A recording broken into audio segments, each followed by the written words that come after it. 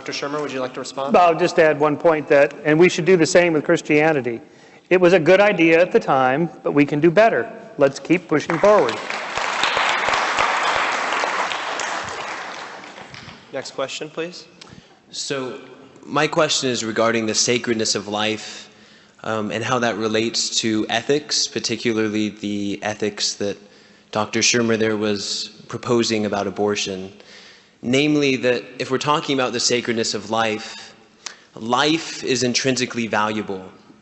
And when we're talking about abortion, we're not talking about questioning the life of the fetus in exchange for the life of the mother. We're talking about the life of the fetus versus the life of the fetus. I mean, the mother's not going to die. So how does your relative ethic there actually even mean anything? You're talking to me? Yeah. It's not a relative ethic at all. It's on what are we basing moral principles and who has standing as a moral agent. Fetuses, yes. Women, even more. And so again, if we have laws that are imposed from the top down by governments, that's not a trivial matter, and so we have to make a moral decision there. And anyway, I explained that earlier. But Michael, aren't you missing the force of his question? His question is, it's not the life of one against the life of the other. If that's true, then the higher moral standing, even if we admit it, would be applicable. But he's saying it's the life of the fetus against the convenience of the mother. Yeah, no, I'm saying that it's a higher moral principle for women to have the freedom to do whatever they want with their reproductive choices versus the government controlling it. So there's two different things going on here. There's the life of the fetus, not just the life of the mother. I'm not talking about the life of the mother. I'm talking about the freedom and liberty of the mother, the woman, to do what she wants. That I put as a higher moral principle. Let's move on to the next question, please. With the increasing number of atheist agnostic believers in the U.S., wouldn't it make Christianity redundant in the political arena, meaning that as time passes, that its audience range becomes narrower and narrower as religious views diversify? How about other religions such as Islam or Hinduism? Which speaker was that directed to? For Dinesh D'Souza. Dinesh D'Souza. Dinesh, yes. Yeah. I never got your name right. I'm sorry. That's okay. Well,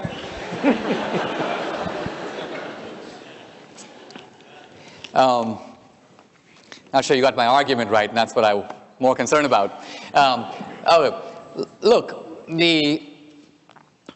all the major religions have certain elements in common. They affirm God as a creator. They affirm life after death. And they affirm a sense of the transcendent. And they say that your life is a cosmic drama. In other words, we're not just material objects in the world, coughed up, if you will, by the Big Bang and evolution. Rather, we're here with a purpose, and our life has meaning. So, ultimately to me, the real question is, how do you want to live? Do you want to live with a sense of cosmic drama? Do you want to live with a sense of meaning and significance? Do you want to have the hope of life after death? Do you want to have the consolation that you'll see a relative some other time? Do you want to believe in a world where justice is ultimately rewarded? I mean, we don't live in a world of terrestrial justice, right? Many times the bad guy ends up on top. Many times the good guy comes to grief. It's the premise of all the major religions that at some point, maybe in another life, what goes around comes around. So that principle of justice is ultimately affirmed.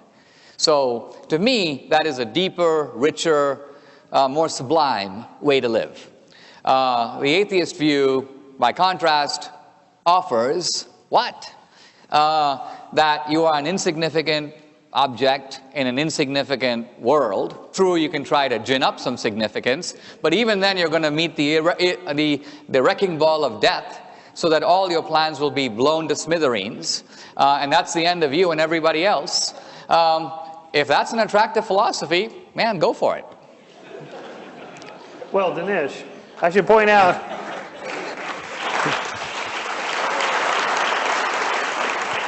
that the wrecking ball of death is coming for you too. And you don't actually know what happens after. Nobody knows, for sure, nobody. So isn't it more important that we have justice now to the extent that we can? Yes. That we do the best we can to have justice? That we make the most of our lives? That we create our own purposes to make the world a little bit better? To help people and so on? Now, in this world, not the next world. Just in case. We agree. I'd like to move to the next question if we could. And please, again, hold applause till the end. We don't have much time. Oh, it's okay. I'll do my applause now. Mr. D'Souza, earlier, first off, thank you, you two, for coming. Glad to have you. You said earlier that, there's moral teachings that you as a Christian have just kind of gone, yes, that's right. And I may be paraphrasing here, but you said also that there's like Hindu moral teachings, and if someone said, yes, lying is wrong, and they were a Hindu, and they know that's right. And I guess what I mean to say is that the moral pathologies, while they have different roots, they end up at the same kind of location.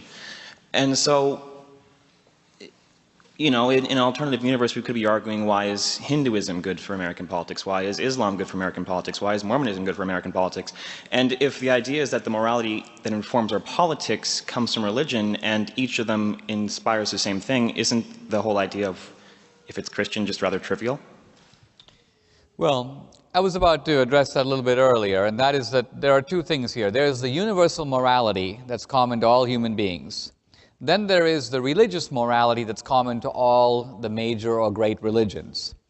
And then there's the specific historical contribution of Christianity, which brings new teachings into the world that are not universal, not affirmed in other religions, and unique to Christianity. Some of these are principles that actually have to do with the nature of the world. For example, Genesis 1, right? It says God makes the universe out of nothing. Out of nothing. Now, no other religion says that. In fact, in other ancient religions, God or gods fashioned the universe out of other pre-existing stuff. So the ancient Hebrews say, no, first there is nothing, then there's a universe. Modern science, 2,000 years later, agrees that the Big Bang produces a universe out of nothing. In fact, space and time are features of that universe. Now again, you can just, as an empirical matter, compare the discoveries of modern science with the assertions 2,000 years ago of Christianity and decide if they're true. Second, Christianity, in a sense, advances a new idea, very different than the Jewish idea in the Old Testament, and that idea is forgiveness. Forgiveness is not the idea that you trivialize the crime. You accept its full force, and yet you let it go. Now, this is a kind of new principle in the world. I don't know any other source for it before it's advanced in Christianity. And again, we as secular people can look at it and go, would the world be better off if everybody operated like that?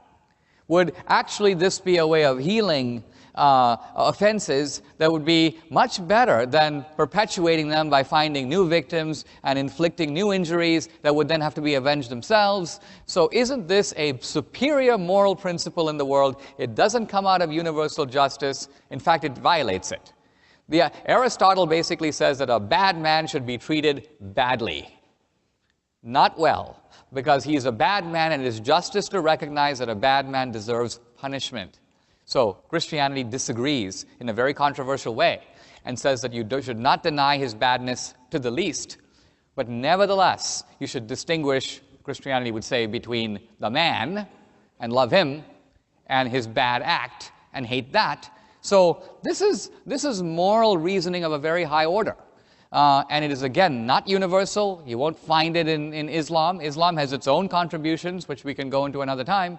So this is the Christian contribution to American politics, and it goes beyond universal morality. It's specific to Christianity. Dr. Shermer?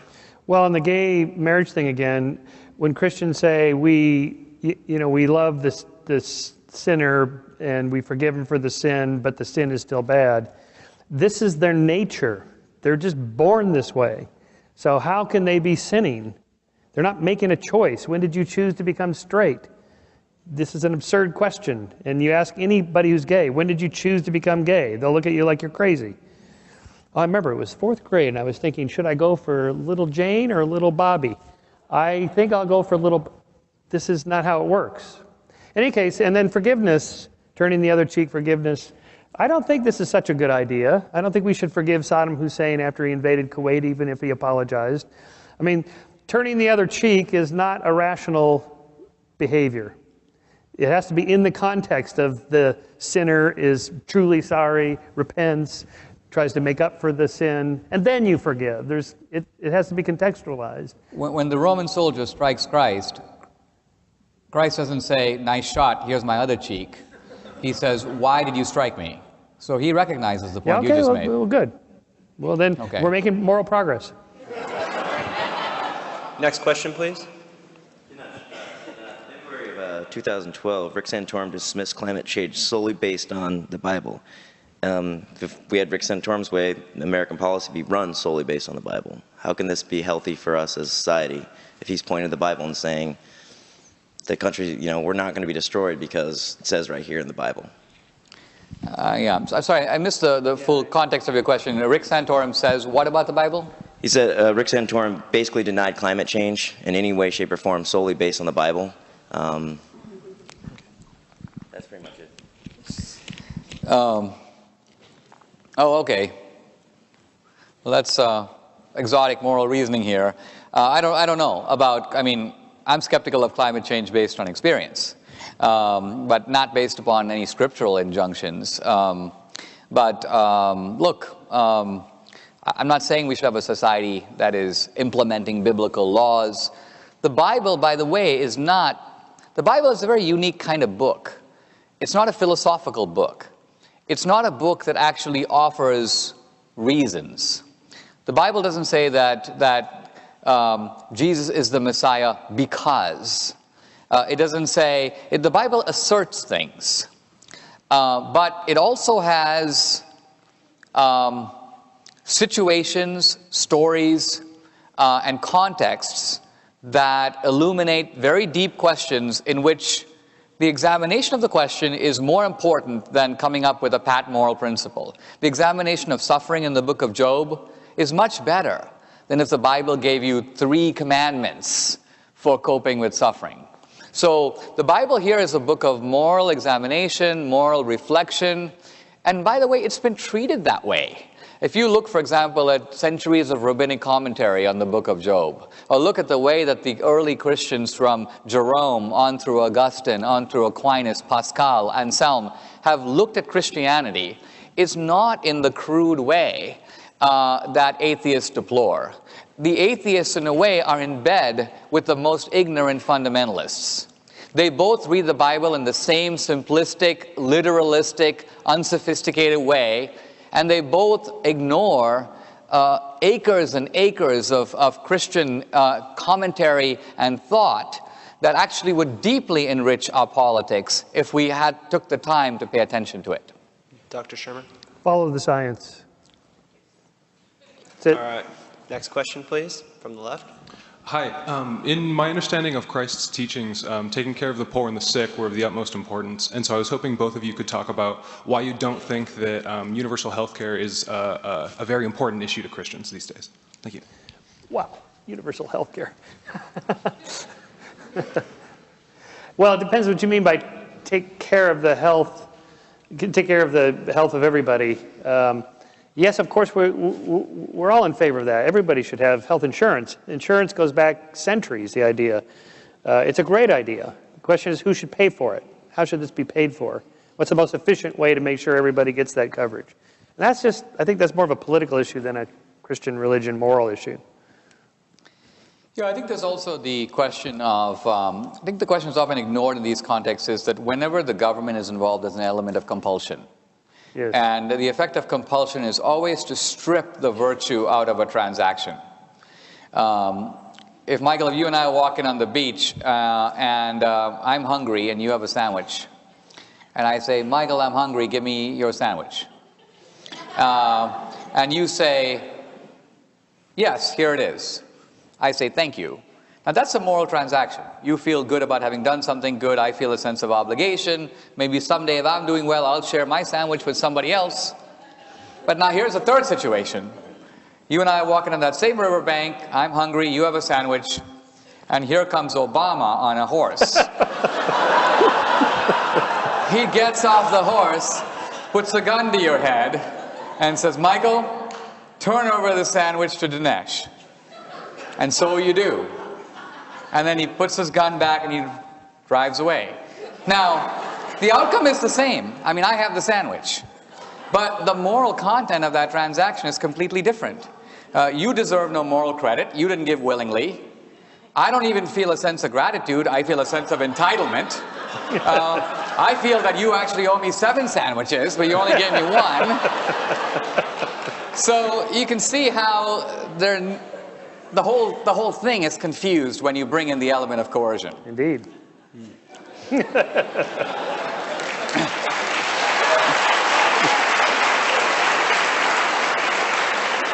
I should point out, just for the other side, their argument is that, for example, if we need to fund a military to protect our liberties from foreign countries, and you say, well, but that's an element of coercion, and you're going to take my taxes at the point of a gun and fund these military, and I don't want to do it, and the government shouldn't do that, then we're not going to have a military, and then we're going to be invaded, and then somebody else is going to put a gun to your head. Either way, there's going to be a certain element of coercion. But even that doesn't fully work, because the military does protect you and me both, whereas the taking of the sandwich to you, from you to me, hurts you and benefits me. So my point is, any government that robs Peter to pay Paul can obviously keep counting on Paul's support. Yes. That's the problem. Okay, let's move to the next question. And from now on, I'd like to keep answers very short. We're running out of time. Sorry. My question is for Dr. Shermer. The question here is Christianity good for politics? And you simply stated no. And then you gave some examples of the burning of abortion clinics. My good example is the Westboro Baptist Church. Your example is what? Westboro Baptist Church. Oh, yeah. Of radical Christians who berate and push their ideas on other people. So my question to you is Christianity doesn't state that. Paul and Jesus did not say go out and convert the masses. They said go out and share the gospel. Go out and share what you believe. So my question to you is, are you really saying that Christianity is bad for politics and bad for the morality judgment of politics and the continuation of that? Or are you saying that radical Christianity or Christianity terrorism is bad for politics? Right, good question. So first of all, obviously, if we put it in context of, say, is Islam good for American politics? Yeah, we have to make a distinction there. That's the elephant in the room. I'm not really worried about most Christians. I'm not actually really worried about Romney's Mormonism. It just never seems to come up. I'm not worried about it. There aren't very many abortion bombers anymore, it seems, compared to, say, Muslim terrorists, something like that. So yes, of course, we have to put it in context. But note what's happened. Christianity has gone through the Enlightenment and come out the other side much more peaceful than it was before the Enlightenment, whereas Islam has not gone through an Enlightenment yet, and that's the difference. Mr. D'Souza, would you like to respond quickly?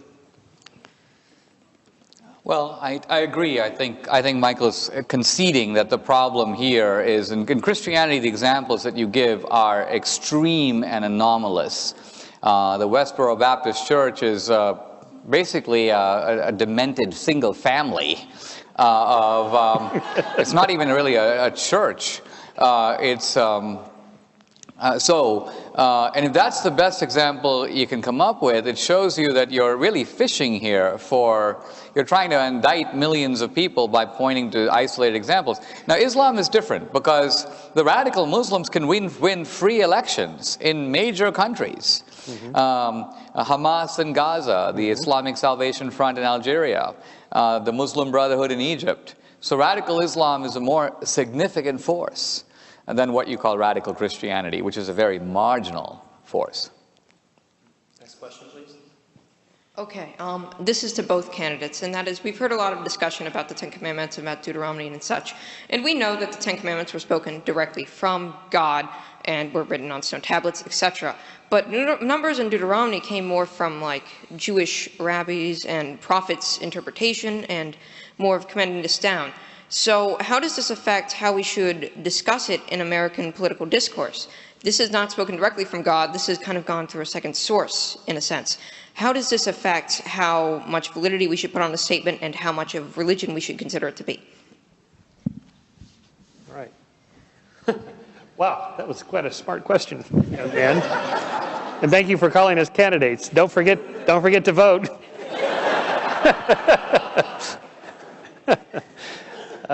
Well, I guess I think you're sort of making my point, is that given the historical trajectory of where these commands come from and the religious source versus a secular analysis of them, something like that, I think we're better off just dumping them entirely. Don't even let it inform politics. We should just have secular reasons for our laws.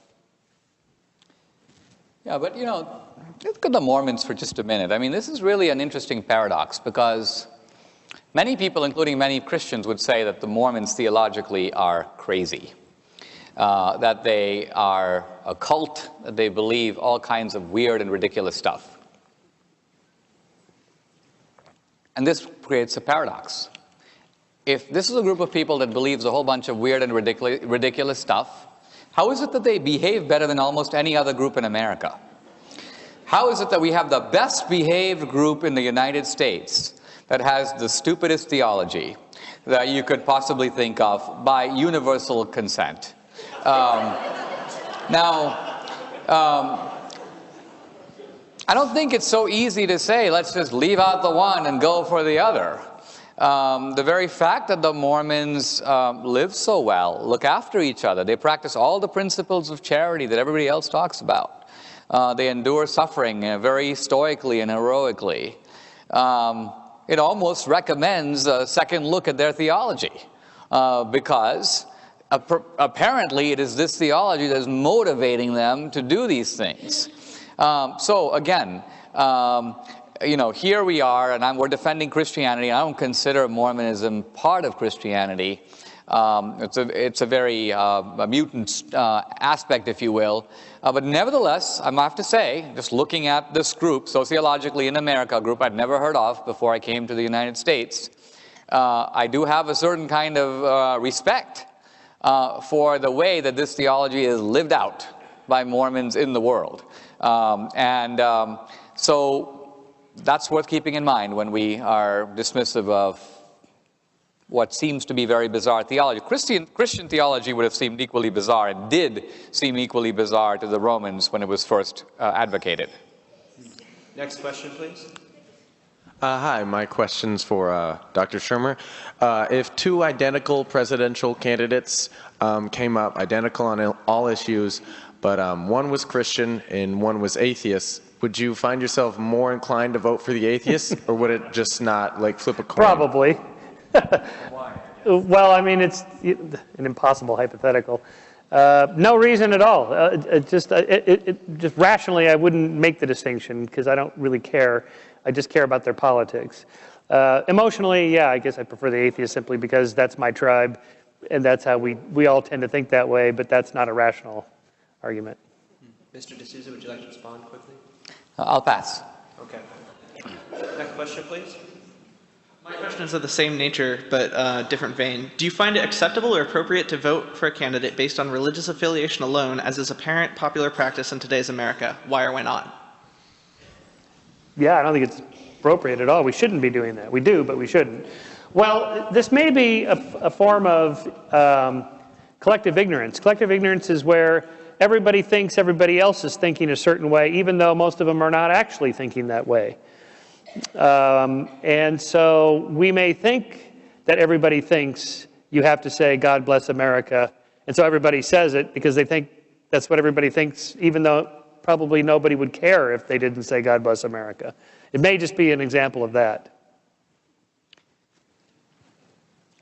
If I were faced with the prospect of voting for, let's say, an evangelical Christian like Jimmy Carter or a Mormon like Romney, I'd pick Romney over Carter, because I'd ultimately be voting not just about their faith, but I'd be voting based upon what they would actually do. So what are their actual policies? And I don't just mean policies on economics, I also mean policies that really bear on Christian morality. And so once again, we return to the paradox that actually, from my point of view, Romney, the Mormon, would be a stronger guardian of the Christian principles that I would be concerned about than Jimmy Carter, even though he's built a lot more houses for Habitat for Humanity and might have spent a great deal more time in a Christian church. This is a very hard principle for many Christians, because they're looking at Romney's beliefs and his theology and saying, how can I vote for this guy? Even though on issue after issue after issue after issue, he's on their side. So you would say it's not acceptable practice? Well, people are free to, I mean, if you're a black and you say, I'm going to vote for Obama because he's black, you're free to do that. I'm not saying that that's illegitimate.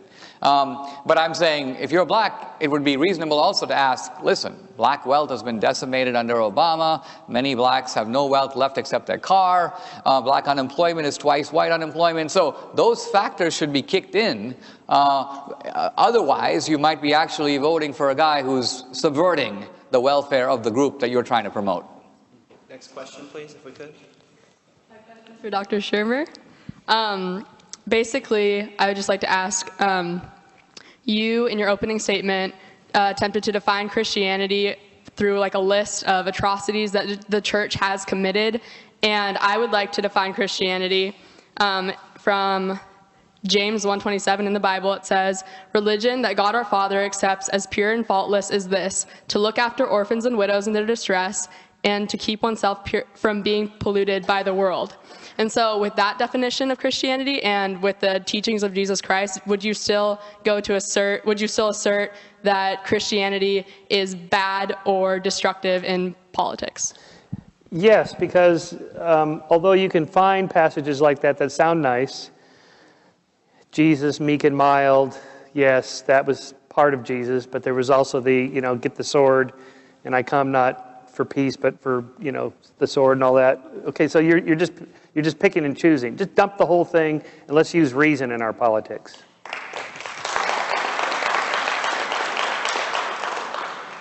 Mr. D'Souza? Well, in listening to this debate, you've noticed that we're arguing in the vocabulary of reason. And by that I mean we're both trying to give justifications for what we believe. There is no capital R reason apart from the actual reasons that Michael and I are giving for particular policies. So what I think Michael Shermer is advocating is a phantasm. He pretends that there is some capital R reason, where if we all left aside our faith and our prejudices and our beliefs and our this and our that, we could all then subscribe to this capital R reason, and when the mechanism of reason is put into play, problems will then begin to be solved. Logical theorems would dictate tax policy and economic policy and foreign policy. It's all nonsense. There is no capital R reason that allows us to automatically solve our problems, which often don't come out of a failure of reason, but because of differences of interests between the capitalist and the union guy, between young people who are saving for their own retirement and old people who want those young people to pay more. Our political conflicts don't come out of a lack of logic. They come out of the fact that people have competing values, competing interests, and democracy is the messy process of sorting those out. Your religious faith, your priorities are part of that mix. And there seems to be, I've seen no reason given today for why they shouldn't be. Next question, please. And it looks like we have about 2 or 3 minutes for the next 4 folks who I'd like everybody to answer. So just address your question to one speaker if you could, and just have a quick answer, and then we'll get to closing statements so you can all go home. This is for Mr. Sherman. I wanted to ask you, you had touched a bit on, why Christianity isn't important in policies and government, yet when we look in our past and how our nation was founded, our founding fathers believed in Christianity. So how come that isn't important in government and policy? If Christianity was what started this nation, then how come it shouldn't be involved in government right now? Right. Well, that's why I started my opening statement by saying that we're not a Christian nation. Our founders were mostly deists or loosely believers in God, but nothing like what an evangelical would believe today, for example. So things have changed a lot. So I don't even think the premise is correct. Actually, Jefferson, in his monument, quotes God Yes, almost on all yes, sides of the wall. Of course, Jefferson quotes God, yeah. Really what he meant was a universal lawgiver of the laws of nature, which could be whatever you want. Like when Einstein says, Hawking says, we'll know the mind of God. He doesn't mean God, Yahweh. He just means, the laws of nature. That's what Jefferson meant. Now, some of the others were not deists like Jefferson, but my point is it doesn't really matter. They were constructing a constitution that was secular in nature that had nothing to do with religion. It doesn't matter what your religions are. These are the laws of this nation. If you live here, this is how you have to live, period. It doesn't matter if you're an atheist or a Buddhist or a Hindu or Christian. It doesn't matter. These are our values. Mr. D'Souza, you began with humans are bent or inherently morally imperfect. In the sandwich reference, you presumably believe that Obama should not hold the metaphorical gun to Sherman's head, that he will share that sandwich freely. If humans are not inherently moral, how is this a valid expectation, and why should Obama not hold the gun to Sherman's head, so to speak?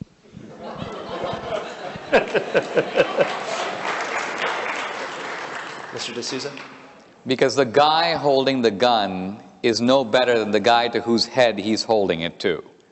So in other words, sure, Michael Shermer may be a selfish guy who wants to keep his sandwich. But nevertheless, let's consider the motives of the guy with the gun. Is he contributing his own sandwich? No. He's taking Michael Shermer's sandwich and giving it to someone else and then proclaiming himself to be a morally wonderful human being. Look, I'm not denying the core principle involved here, right? I'm simply saying that here we are as a country, and for 2 centuries we've had people pulling the wagon. And we recognize, and I would agree, that there is a group of people, and you can disagree about how many, but I would say about 10% of people who are weak and disadvantaged and need to sit in the wagon and have the rest of us pull that wagon. Okay? Now, again, you can disagree about how many people should be in the wagon, but that number of people has been increasing considerably. This was kind of what Romney's getting at, that at some point there are more people in the wagon than there are pulling.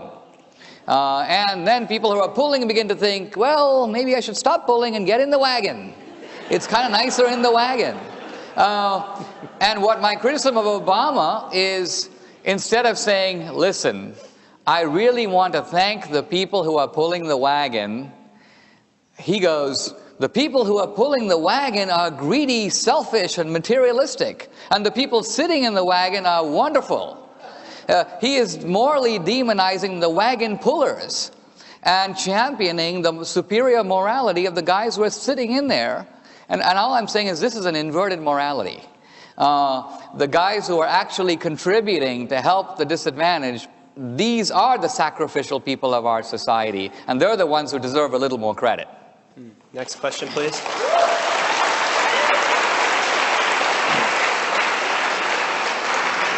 My question is for Mr. D'Souza. A lot of policymakers and a lot of voters believe that the nation of Israel is favored by God and that they have a scriptural obligation to support them even if it's not conducive to the advancement of American interests. Do you think that those type of inflexible scriptural considerations should have an impact on the development of foreign policy or public policy as a whole? I would say in general, no. Because, look, what you're dealing with here is essentially an interpretation of Bible prophecy. Even the Bible is very cautious about how you approach these kinds of issues. The Bible is very careful to say things like, no one knows when the end times are coming. So it cautions against its own prophetic statements, and it disguises those prophetic statements in the most difficult way, the book of Revelation, for example. So for this reason, I think it's, look, there's nothing wrong in anyone interpreting the Bible however they want and voting based on that. You can't tell people on what basis they themselves should vote. But if you're asking me that in the debate about public reason or in discussing Israel's foreign policy or whether America should support the 67 borders or not, if that problem can be solved by appealing to Bible prophecy, I would say no. Now, for a lot of evangelical Christians, it's not about prophecy. It's just about the idea that Israel is a providential nation. By the way, there are a lot of American presidents who believe that America is a providential nation. And I don't just mean Reagan. This was a belief of Lincoln. It was a belief to some degree of Washington. I don't think what they meant by that is the crude idea that sort of God is sort of playing favorites. I think what they meant is that God has a sort of special destiny for America and the world, that America would come up with something new that would actually help the world. And viewed in that sense, I think that kind of providential understanding is fine. So the same thing, if you believe, for example, that Israel is a special kind of country. I'm sorry to cut you off, but could we move to the last question? I think I've covered my main point. Right. Shermer, and you made a point about like if I'm a woman and I had a baby inside me, how I have moral superiority over them. And the main differences between me and the baby inside me would be their inability to benefit society or speak for themselves or a lot of those things. They're still, if they're a human, like I would argue, then you could take that same scenario and apply it to someone who is mentally disabled. They could not benefit society or speak for themselves. Does that give me higher moral superiority over them and therefore the ability to choose to kill them if I wanted to because my choice was more valuable than their life?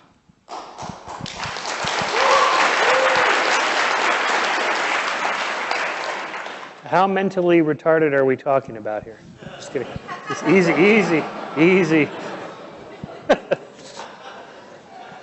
Okay, that's not quite the argument I'm making. That there's a gradation from the fertilized cell all the way up to birth.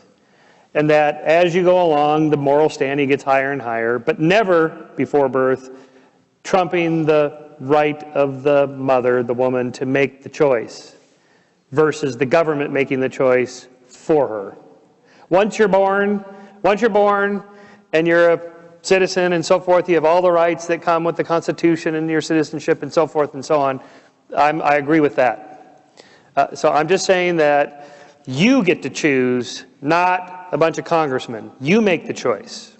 That's a higher moral principle. Not that you should get an abortion. You should choose what you want to do. The choice, the liberty, the freedom to choose is the higher moral principle. That's the case I'm making. All right, thank you all for your questions. It looks like we got through all our questions tonight. I'm very happy about that.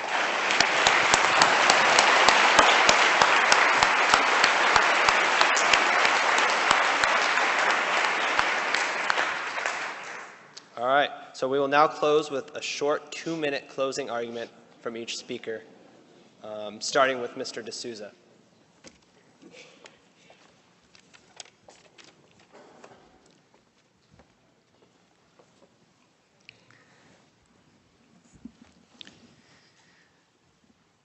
I think this has been a really good debate, and one of the reasons I like debating Michael Shermer is not only his irrepressible affability, which always makes these debates with him a pleasure. We've also covered a lot of interesting topics. This has been a really wide-ranging debate, which I've really appreciated, roving over topics that a little distant maybe from our original topic, but nevertheless interesting in themselves. All right, the core question here that we're considering is Christianity on the balance, not in the case of the isolated exception, not in the case of the aberrant example. You could discredit any ideology, any practice by finding those aberrations. You can criticize an ideology based upon the practices of its own mainstream. You can't even criticize an ideology by simply referring to teachings in a book, because people interpret that book differently. And so you can't say, we're going to hold the Christians responsible for this chapter in the book of Deuteronomy. The question you have to ask is, do the actual Christians living in the world right now interpret that verse in this way?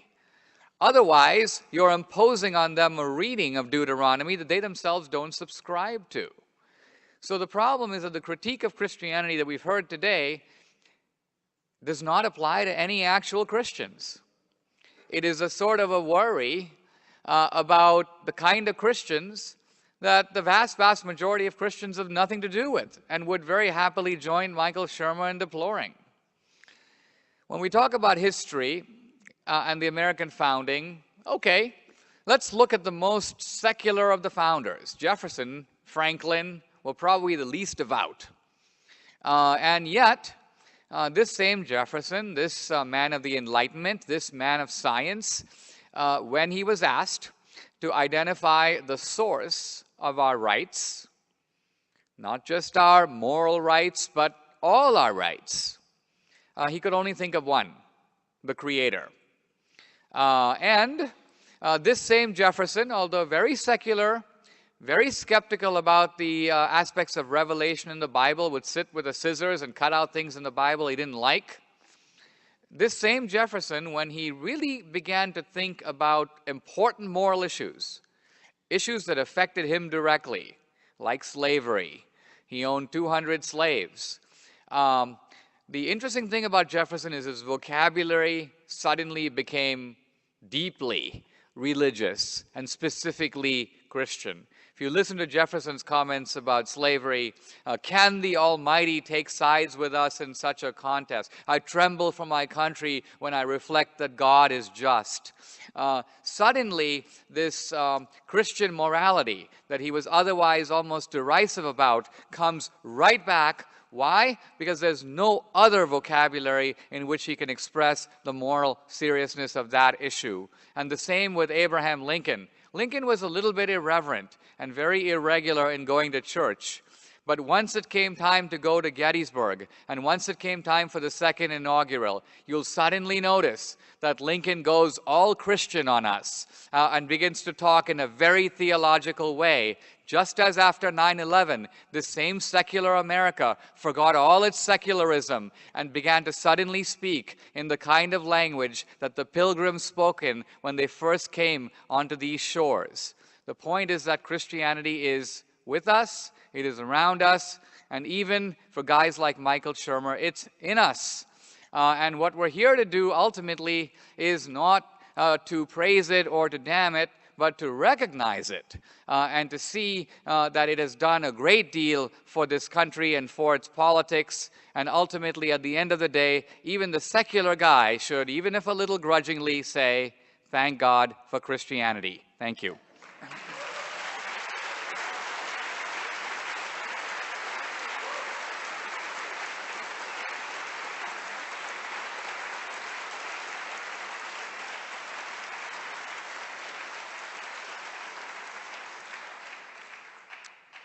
Well, Dinesh, I would gladly give you a sandwich. You are deserving of that. Well, so I think I'm going to slightly take back my answer on the two candidates identical, one atheist, one theist. I think I would vote for the atheist, not just because he's part of my tribe, although I'm sure I have that, like everybody else, the emotional tribalism. But the propensity to believe that there are supernatural forces at work in the world is irrational. And if you believe that, what else do you believe? So that's my concern. And furthermore, the belief that this supernatural agent can impart to us absolute, real moral values that are true and everybody else's that don't agree with that are wrong, that makes it much more difficult for a functional democracy to operate, which requires considerable flexibility and nuanced thinking to understand the other guy's position and to compromise and go through the rough and tumble process of a democracy that an absolute moral system is not conducive to. Now, I mentioned Christianity's gone through an enlightenment. Most Christians are very tolerant. Hardly any of them come to my door anymore.